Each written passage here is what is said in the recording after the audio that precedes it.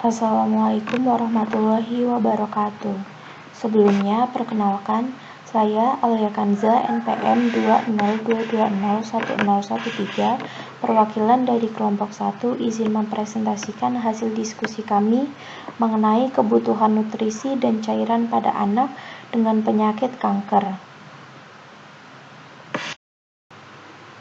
Untuk anggota kelompok 1 yang pertama ada Ilmi Mahrus, 2 Marta Eki Setiawati, 3 Anjali Putri Permata, 4 Karimah Fahmawati, 5 Agitya Rahayu Ningrum, 6 Aisyah Bila Cherry, 7 Alia Kanza, 8 Alia Sinta Dewi, 9 Kofi Aprila, 10 Citra Larasati, 11 Emma Nurjana, dan 12 ada Emilatul Kiptiah.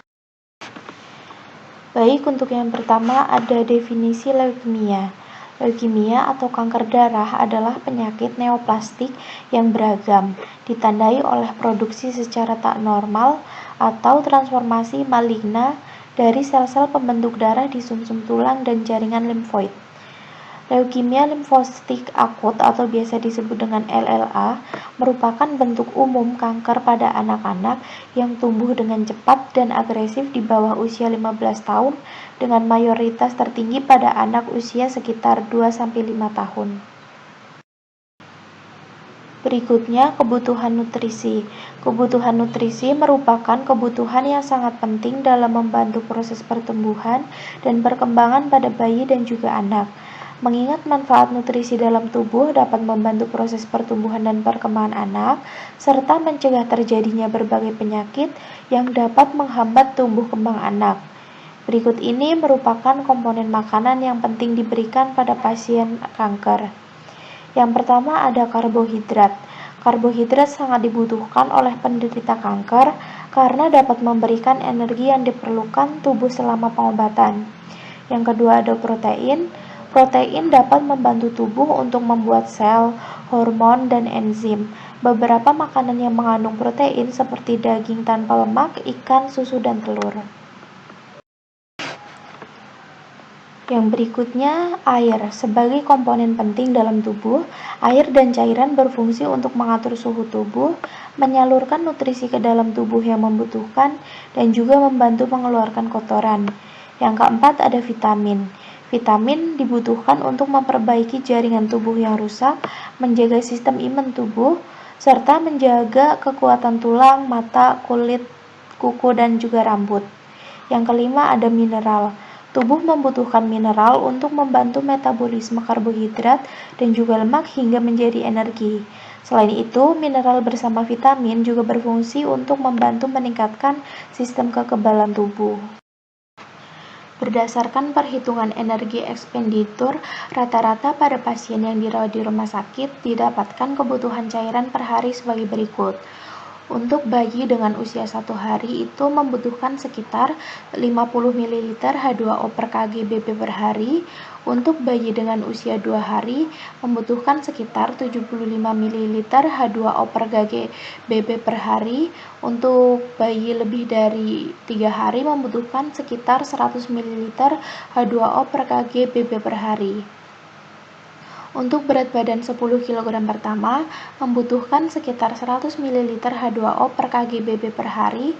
Lalu untuk berat badan 10 kg kedua membutuhkan sekitar 1000 ml H2O per kg BB per hari, dan untuk berat badan yang lebih dari 20 kg membutuhkan sekitar 1500 ml H2O per kg BB per hari. Pengertian kemoterapi.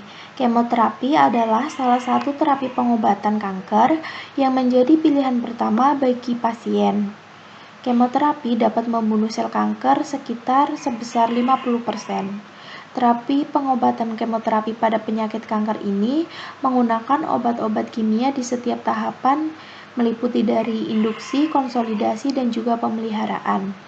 Kemoterapi pada pasien kanker, terutama pada anak, membutuhkan waktu yang cukup lama, berulang, dan juga dapat menimbulkan ketidaknyamanan pada anak, serta menimbulkan efek samping berupa muntah, kebotakan, stomatitis, konstipasi, diare, neuropati, fatigue, dan juga nyeri. Pendidikan kesehatan. Pendidikan kesehatan merupakan salah satu dari 3 program dalam memberikan informasi tentang efek samping kemoterapi dan juga cara penanganannya yang dikenal dengan 3E, yaitu Education, Enforcement, dan Engineering. Menurut Rogers, pendidikan kesehatan tentang kemoterapi akan membantu keluarga dalam memahami penyakit dan juga pengobatan yang harus dijalankan oleh pasien. Penyakit kanker menjadi salah satu penyakit kronis yang dapat terjadi pada berbagai umur. Sebagai seorang perawat, sudah semestinya melakukan kolaborasi dengan orang tua pasien untuk menangani penyakit kanker ini. Orang tua atau keluarga memiliki peran yang sangat penting dalam merawat anaknya yang sakit ketika di rumah. Dari hal kecil hingga besar, sudah semestinya orang tua dan keluarga harus mengetahui dan berkolaborasi dengan perawat untuk strategi penanganan penyakit kanker pada anak, dari mulai merawat, mendampingi saat kemoterapi, sebagai tempat bercerita anak, sebagai penghibur anak yang sakit, dan sebagai orang tua yang akan selalu melindungi anaknya.